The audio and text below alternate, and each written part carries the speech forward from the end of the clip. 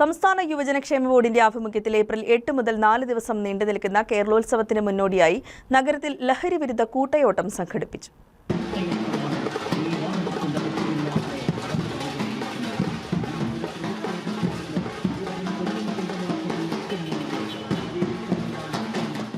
April 8 മുതൽ 11 വരെ കോതമംഗലത്ത് സംസ്ഥാന യുവജനക്ഷേമ ബോർഡിന്റെ ആഭിമുഖ്യത്തിൽ നടക്കുന്ന കേരളോത്സവത്തിന് മുന്നോടിയായാണ് നഗരത്തിൽ ലഹരി വിരുദ്ധ കൂട്ടയോട്ടം സംഘടിപ്പിച്ചത്. നോ പറയാം ലഹരിയോട് ചേർത്ത് പിടിക്കാം നമ്മുടെ നാടിനെ എന്ന സന്ദേശമുയർത്തിയായിരുന്നു കൂട്ടയോട്ടം Kothamangalam MLA Antony John flag off ചെയ്തു.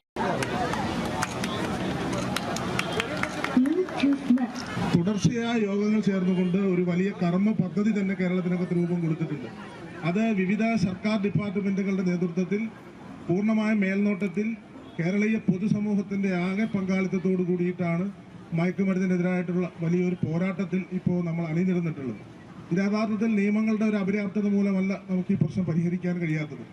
ഇപ്പോൾ പോലീസ് എക്സൈസ് ഡിപ്പാർട്ട്മെന്റുകളെ സംബന്ധിച്ചൊക്കെ എൻഫോഴ്സ്മെന്റ് പ്രവർത്തനങ്ങളും നിയമ നടപടികളും ഒക്കെ വളരെ കർശനമായി മുന്നോട്ട് കൊണ്ടുപോകുമ്പോഴും കൂടുതൽ കേസുകൾ റിപ്പോർട്ട് ചെയ്യപ്പെടുകയാണ്.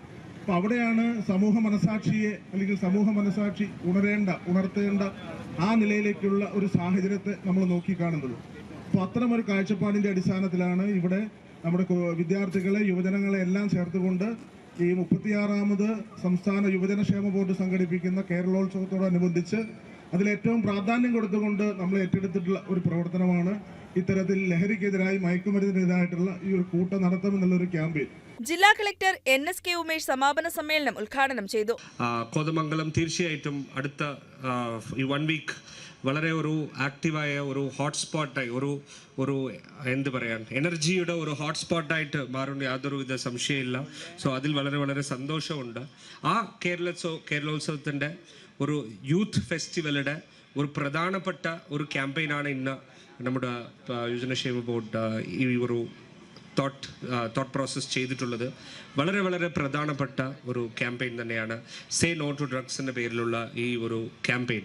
വളരെ ശക്തമായ രീതിയിലാണ് എൻഫോഴ്സ്മെൻറ്റ് നടന്നുകൊണ്ടിരിക്കുന്നത്.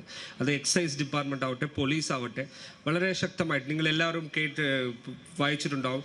സ്റ്റുഡൻസ് ഹോസ്റ്റൽ ഉൾപ്പെടെ ഇത് ഈ ഡ്രഗ് എന്ന് പറയുന്ന ഈ ഒരു വിപത്ത്, ഈ ഒരു വൈറസ് എൻ്റർ ചെയ്തിട്ടുണ്ടെന്ന് നിങ്ങൾ എല്ലാവരും വായിച്ചിട്ടുണ്ടാവും. അതെല്ലാം ഇന്റലിജൻസ് ഇൻഫർമേഷനുടെ പ്രകാരം വളരെ ശക്തമായിട്ട് തന്നെ നമ്മുടെ പോലീസ് സംവിധാനവും എക്സൈസ് സംവിധാനവും എൻഫോഴ്സ്മെന്റ് ചെയ്തുകൊണ്ടിരിക്കുന്നു. യുവജനക്ഷേമ board vice chairman S. Satheesh ലഹരി വിരുദ്ധ പ്രതിജ്ഞ ചൊല്ലിക്കൊടുത്തു.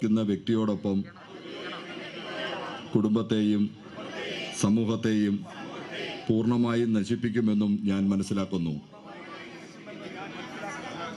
ഞാനും എൻ്റെ സമൂഹവും ലഹരിയിൽ വീഴാതിരിക്കാനുള്ള എല്ലാ പരിശ്രമങ്ങളും ഞാൻ നടത്തും.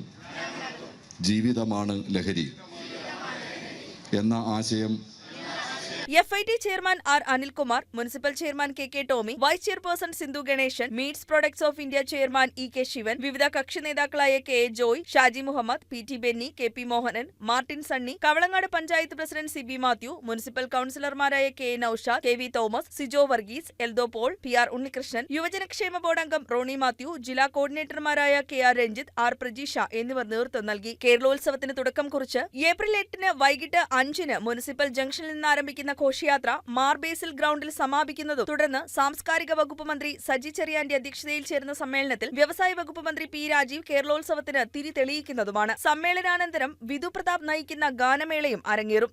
News desk KCV news.